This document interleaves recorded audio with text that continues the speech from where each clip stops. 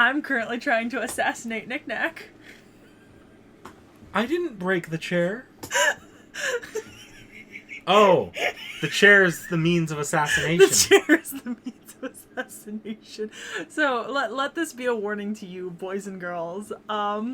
Aesthetic is wonderful, but don't buy a desk chair based on its aesthetic. Gaming chairs are a scam. I did. I got a gaming chair because I thought it would be cool, and it was pink, and it actually has speakers that work by the headrest, but I've never really used them because you have to charge them and then Bluetooth connect to them. It does work. It does work. And it's really fun for, like, playing games, but yeah, and now it's, like, broken, and I don't know how or why or when. I suspect Vorn. It's always Vorn's fault.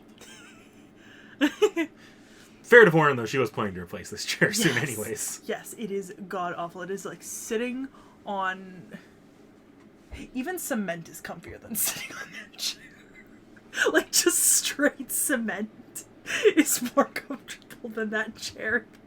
I mean, I can attest to that. This chair is pretty damn uncomfortable every time I sit in it. Yeah, I feel really This is bad. only bearable because of the cushion Seki throws underneath it. Yeah, and the cushion is actually my original floor mat for when I used to, like, sit, like, Asian style on the floor with, like, a little coffee table thing to work, and then I had got a computer desk, and now it's used for that. But yeah, so that's the thing. So this week is Knick-Knack's books. Yes, we read the second case files of Lord Elmaloy, the Twin Towers of Izelma. And It's part 1 and 2, so second and third. Yeah, so it was volumes 2 and 3 though. Yeah, officially. Yeah. From here on out, it looks like all the volumes are kind of coupled into part 1s and 2s. Well, some light novels do that. 86 does that with a couple of their volumes Just where they're one part so 1 and far. 2. Just one volume. So Well, one 86 separate isn't arc done doesn't- though, so. True, they could do it again. I suspect they might do it again when if they ever start approaching the end. Yeah. So, I mean, it happens. It definitely happens. But what that translates to is a 2-for-1 today. Because we read both book 2 and book 3. Yeah, I will admit, I did procrastinate a lot on reading this initially. We were supposed to record this, like, 3 weeks ago. Yeah. And I just, like, was not feeling up to it, didn't finish it. I love Lord Elmaloy, don't get me wrong. I love my precious baby, there's his figure, but I don't know, I have been inundated with a lot of Nasuverse content recently, between Garden of Sinners, the Lord Elmaloy stuff, and our React series. It's mostly the React series. Yeah, it's mostly the React series. We're like a couple videos ahead, which is good. I mean, that's good. It gives me a nice editing space and that kind of thing, but, you know, life.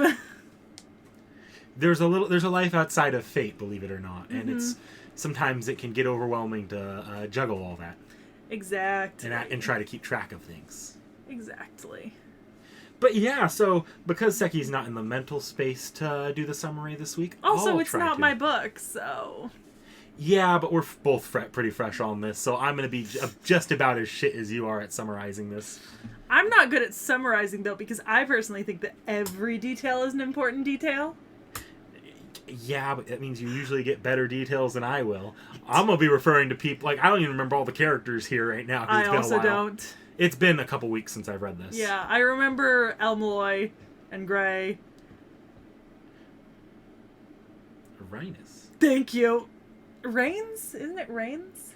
It might be Rain. Rhinus? It's weird, because it's like Japanese saying a Europeanized name that isn't a real European name, so do you pronounce it like the Japanese name, or more like you'd pronounce it in a European Yeah, context? I suppose if you go with the Japanese, it's Reynes. But if you go with like the more European kind of French roots of it, it'd be Rennes or Rennes, something like that, because it's etymologically from French, I believe. And there are some similar names for boys, but it's not often used for girls.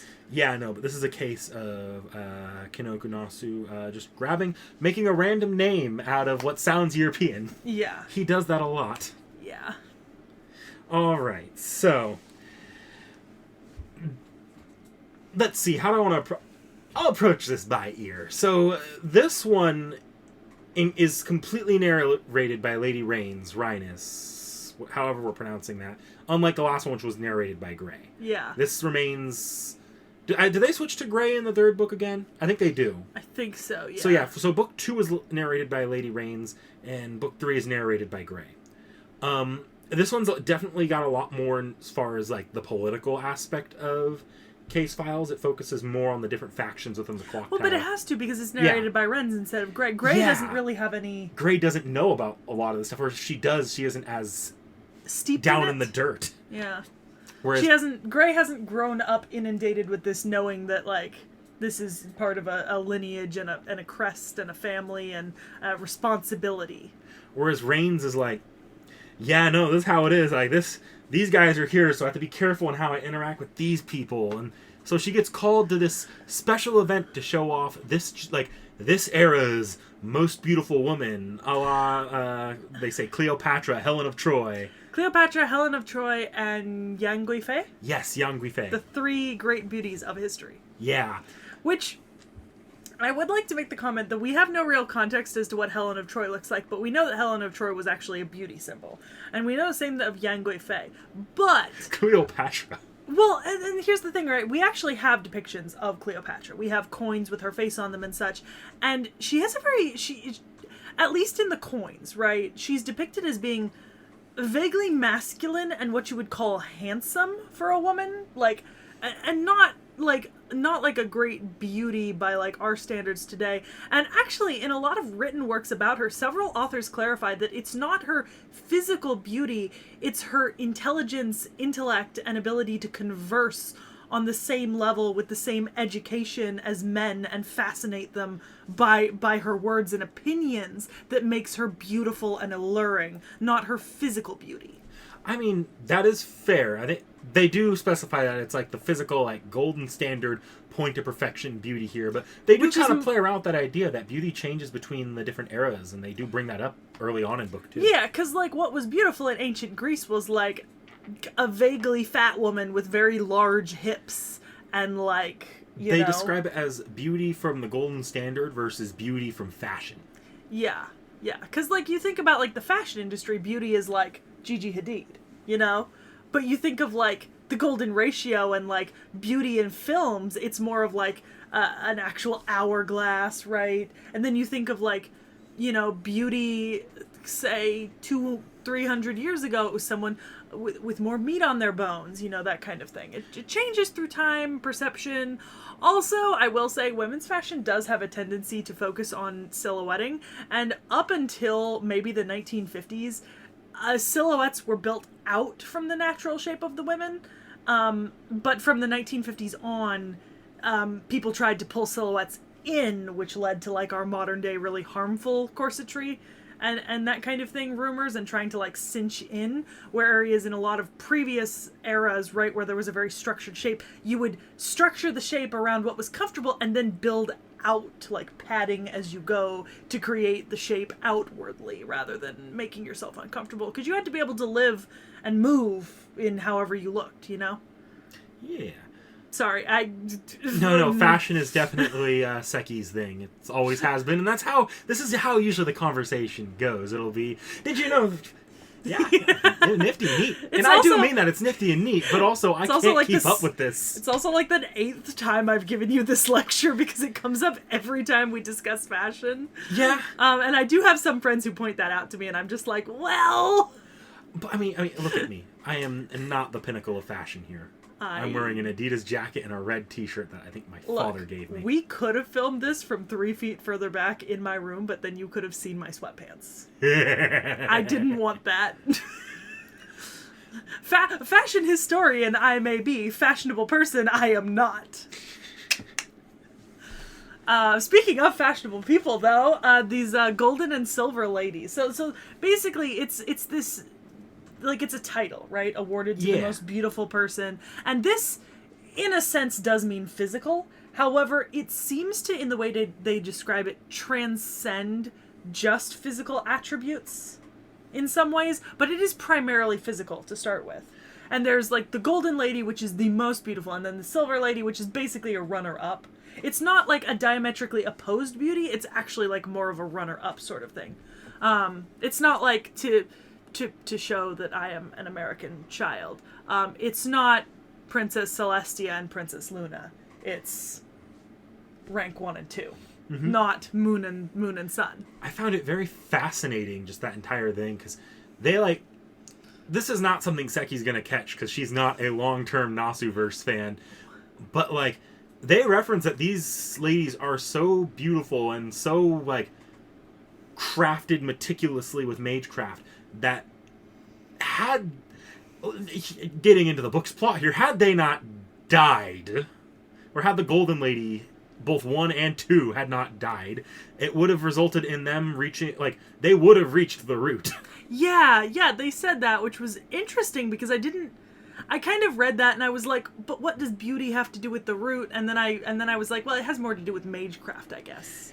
Because the idea, because in theory, with a lot of crafts, you can get so damn good at it and so damn perfected at it that you basically cut into the center of reality, or you can get to the center of reality using it. Yeah. Like, you reach the center of reality because you hit perfect. Like, the argument for religion, you imagine the most perfect thing that you can't, but that does that kind of thing. And there are, like, it's like Plato's theory of forms. Yeah, and the way they use it here is very similar to how, because in other Fate works, they'll reference, you can get so good at martial arts or at, like, sword play that eventually, in theory, you could reach the root using it. Yeah. I mean, it makes sense. Of course, they just call it the void, which is just 2 blank brackets. Yeah, fair. And so there's this, like, ball, right? It's like a gala being thrown, a ball, where they're introducing the 2 ladies. And they're from the same house, right? Like, this very specific house that... Is it that the house has produced them before? Or... There was something specific about the house's heritage that meant something. So, this is a huge political family, and they've been working to this for generations upon generations upon generations. And that house specifically was built to be able to basically incubate the most beautiful person, because I think the way they described it was, when you see something beautiful, it in turn makes you more beautiful. Okay. Like, taking kind of the experience gives you... Like, you tend to try reflecting what you see around you. Yeah, like, that makes sense. You'll look similar and act similar to the people around you. It's sort of an osmosis thing. Makes sense, yeah. And that's why they kept the gold and silver ladies, I think, is because they're supposed to osmosis each other. Yeah, and then Mrs. Gold Lady comes to Lord Elmaloy and is like, hey, meet me out back in secret. No, she doesn't go to Lord Elmaloy. She goes to Rhinus. Yeah, she goes to Rhinus, but Rhinus brings Gray, because Elmaloy's not even in most of the first book. Yeah, that's right. He's not till I actually really like Rhinus as a narrator compared to Gray, but that's just because I like all the political, like... I like the fact that she can actually process all the political shit.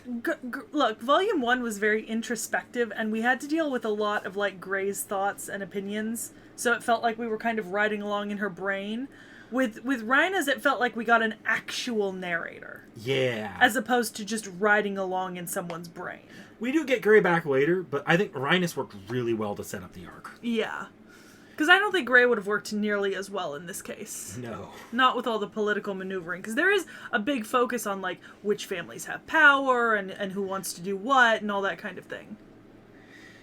Yeah, I find it because this is the first time, like, I've actually read a lot of that in Type Moon, because I know it's out there, I know it exists, but I've never actually been able to read it. I just kind of, outside of seeing the wiki, so seeing it actually play out in the story was fascinating to me. But that's just me, I think. It was definitely interesting. And then, so I mean, basically what happens, meet me out back, whatever, yada yada.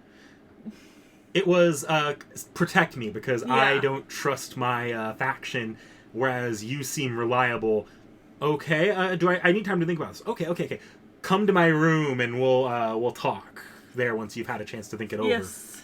And then they go to their room and the Gold Lady's just dead. Gone. Dead as a doornail. Like they describe it too. They're like, her head, right, is pristine on a pillow, but from her neck down, it's just pulp. Right? Just flesh, ribbons, gore, right? Like, the most beautiful thing in the world from the neck up. And of course, everything goes to shit into chaos, because the most beautiful person in the world just died. And then you've got a bunch of completely untrustworthy mages, including one that was a fugitive until, like, 5 minutes ago. Yeah. So, all of it goes to absolute shit. Yeah, and then, And then they go out and they find, didn't before Elmaloy steps in, they find another dead person, like one of her I think one of her assistants. Yeah, one of her attendants. Yeah. And it looks like her, like, because Rhinus has a little magical maid thing made out of the weird silver thing that you can see in Fate Zero. And that thing is what's holding the dead body of the attendant. Yeah. So they start accusing Rhinus. And Elmaloy finally steps in. He's like, nah, bitch, fuck off. Man, and that... Gotta protect his lady. Not in a romantic sense, No. but this is like his duty, his job, his promise. Actually, there's not much romantic between them at all. It's just Rhinus fucking with Elmaloy. I know, which I love. You have to admit, he takes it well. I don't know if he takes it well as much as he's quick to recover. Yeah, well, that counts, But elasticity is a wonderful thing in a relationship. But of course, he comes in and, like, that scene was... Where he, like... He's not like... She definitely didn't do this. No, he starts laying out the master of the house's magecraft for everyone else to see. And he's like, stop. You can investigate. Just don't do this to me. Yeah, don't expose me like this. I feel naked. Which I thought was like, that was... Because it worked... That works on so much, because... I mean, it's the equivalent of someone coming in, right? And they're just like, let me help. And they're like, no, it's like, okay, let me just expose every single one of your dirty, dark little secrets. Wait, no, you can do it. Just don't tell anyone about that thing then. Never tell anyone. And it makes so much sense that Elmaloy could do this, because Waver, if you remember Fate Zero, was an alchemist, just like this guy is. So he'd at least be able to suspect the direction that the guy's taking his magecraft in to be able to expose and to be honest, Waver, Lord Elmaloy, has a little bit of the Sir Arthur Conan Doyle, Sherlock kind of like... He does, but I can actually believe that he would know this one, like a lot of the stuff. This isn't just he pulled knowledge out of his ass But this time. overall, he is written with a little bit of that kind of... He has that Velma quality where, like, he'll tell you exactly what happened and you're like, that is...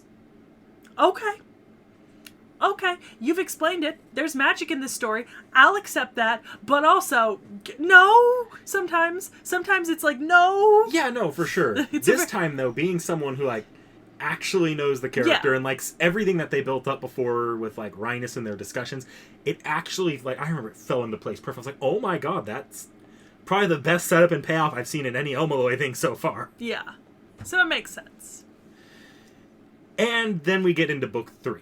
Oh, actually, no, book 2, they reason out, maybe the Golden Princess isn't dead. Yeah. She's dead. She's dead. I mean, it's hard to dispute when all that's left is... But they did point out that this is magecraft, so for all intents and purposes, you can't even make the assumption that she's dead. Yeah, it reminded me a little bit of the Grace Note train arc, where the head still technically alive in the pocket dimension and says something as it falls out, but is dead but not dead because of magic shit. That was their theory. That was not the case. No, both corpses were in fact corpses and were in fact dead and were in fact the people you thought they were. Yes. But it does call back to that first book where that one woman, Snake Lady, wasn't actually dead this entire time. Yeah. Book 3. So this one blends together a little bit more because it's a lot more action-focused. I'm going to be honest. I was reading it and I was just like, this is definitely the Silver Lady. I've read so many... Okay.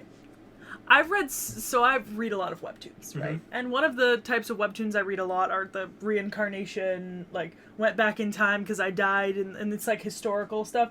And one of the biggest plot points in all of those is that there's either a prince and a duke, or a prince and a second prince, or a prince and another prince, and, like, there's always the faction supporting the second prince and the faction supporting the first prince, and they're kind of at war.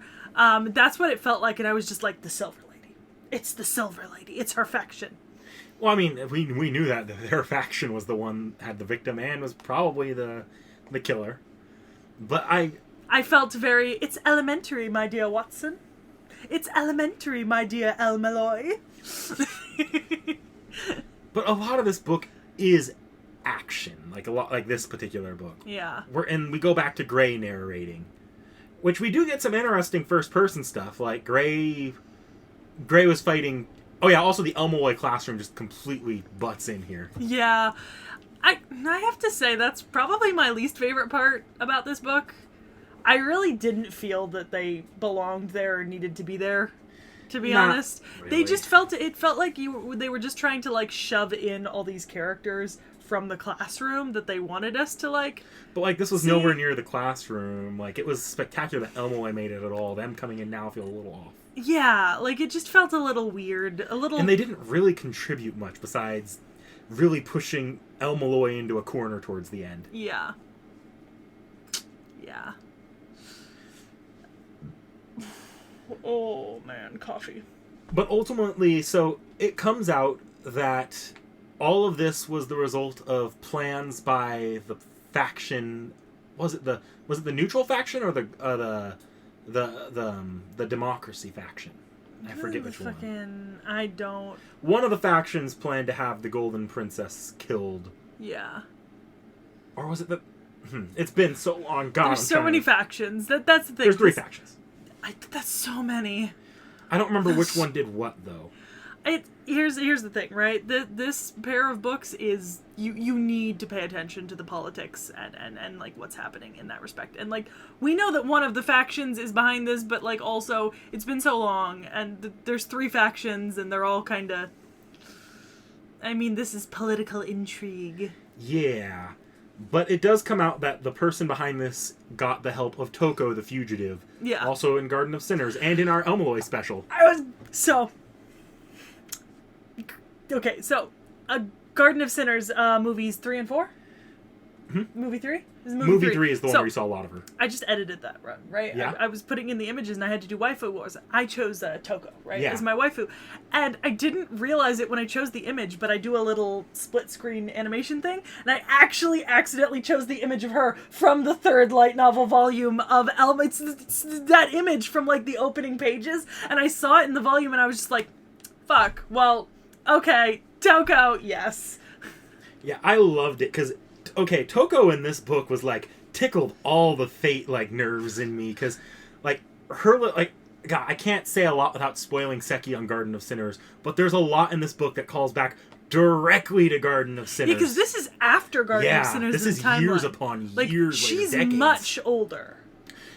And mentally, not physically. Yeah. Physically, she's probably a puppet. Physically, she is one hot mama. But, like... Ooh, yeah. Mentally, she is a mature woman. When her beast went out and started mauling the guy behind all this. Yeah. And, like, Gray is showing her, I'm like, oh my god, I know that beast. I've seen that animated. That thing is fucking terrifying. Yeah, it was awesome. It was fucking awesome. But yeah, no, it turned out that the Golden Princess wasn't...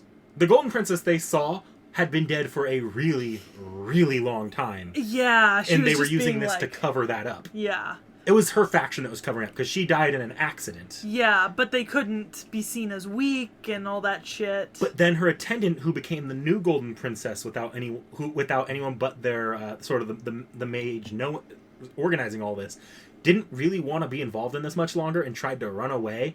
But her best friend killed her. Mm-hmm. And then he tried. So there's like 3 crimes going on at once. How here. fortuitous for Mrs. Silver Princess. And they had Toko's help in modifying her like what she looked like to keep all this under wraps. But they erased. I remember it being really, really cool when I read it. That said, this is so fucking complicated and it's been weeks. I'm getting a lot of this wrong and I can't remember all the specific details. Look, intrigue happens. The 3rd book is full of intrigue and scheming and plotting and the exposure of this scheming and plotting. I think my problem with the 3rd book is just that the action towards the beginning, not all of it feels important. There are parts like Gray vs. Toko which feel pretty important and sets up like Toko's big moment later in the book, but like there's other action scenes in here that really didn't need to happen. I liked it. You know, I really like this. I like this a lot more than I like the 1st book, to be honest. Like this arc. I really liked the 1st book. I think the 2nd book is my favorite amongst the 3, but if we're looking at the arcs, I think I prefer this to the 1st book. I think I just like Lord Elmaloy content at this point. I love my detective shows. I love my investigative procedurals. I love my detective shows. I mean, my favorite shows are like Stargate, NCIS, JAG, Supernet. Like, those are all investigative shows, basically. Like, this tickles my fancy. This is, like, right up my fucking alley, but anime. So, you know. Alright, so I wanted to bring this up here just because it's going to be kind of weird going into the next arc, and I'm not sure how we're going to do this yet. The next arc is not fully translated yet, but then the arc after that is. But the next arc is also the anime. Yeah, the next arc was the one that got adapted into the anime. So we may or may not do look, it's going to be a while before we record that video, before we have to. So if it gets translated, right, then we'll probably do 4 and 5, but if it doesn't, there's a chance that we just move on to 6, 7. Yeah. Because we did watch the anime. Go check it out on the channel. It was an absolute goat. This might even be out before we even consider that, because we're not going at this at 1,000,000 miles per hour here. No. I would say, like, if this comes out, if you in the comments are listening, can you guys let us know what you'd... Because I think there's a few options here. We could read them and then go off the conclusion off the anime. It'd be a little disappointing for us, and it'd be a little complex to logistically work out, but we could do it. Or do you prefer we just move on to the next arc? Because our thoughts on this arc are pretty much already all laid out in the anime. Yeah, and like I said, the anime is absolute goat. Like, I fucking loved Rail Zeppelin. Nick Nat can attest to that. Yeah. I fought for that show. I managed to make that show best of season last season. If it weren't for Rail Zeppelin, we probably wouldn't have the Fate content on the channel, to be honest. Genuinely. Not like, 100%. Like, you would never have gotten me into Nasuverse properly if that hadn't hooked me a little bit. So I think, should we leave this up to the up to the comments that they comment here? Like, if we see comments, then yeah. Like I want to hear what they think, because we could figure out a way to do 4 and 5. We could figure it out, but if it's pretty much the same as the anime, is it really worth it since we've already seen the anime? And I haven't read it yet, so I can't really look ahead and say, oh yeah, we should probably watch it, or we shouldn't, or read it, or we shouldn't. And we could just move on to 6 and 7. Which would move us ahead in the story here. Yeah. So, yeah, let us know if that's what you'd prefer. Because whichever... if we have 500 subscribers by the time this goes up, maybe we could do a poll, but that's not likely. I don't know. You never know. People seem to like us. True. I could accept hate watching, too. Yeah. Like us, love us, hate us, watch us. Kill us. No, don't stalk us. Please don't kill us. I like being alive. I'm not sure I'd get access to pizza in hell. Or Greek food. Or poke. Oh my god, do you think they have poke in hell? I bet they don't. It's so fucking hot down there. I bet raw food doesn't keep... Oh my god, I could not survive. You think there's fish swimming in the river Styx? I don't know if I'd eat those fish. I'd love to take a nice swim in the river Lethe. Well, I think that about covers it here, doesn't it? Yeah, we went a little nuts. We liked the Elmaloy books. I think there's a little more to kind of talk about than some of our other stuff for the channel, especially book-wise. Because often, some of the stuff I give you just doesn't hit you right at all. Like, Hanakimi didn't hit you in the right spot. Which... I loved Hanakimi. I thought Hanakimi was great. Yeah, with only 2 of us, some of these off-the-shelves can get a little bit like, man, I didn't care for that. I don't have much to say, but here I think we both had plenty to say. Yeah. So, we'll see you next time. Like, comment, subscribe.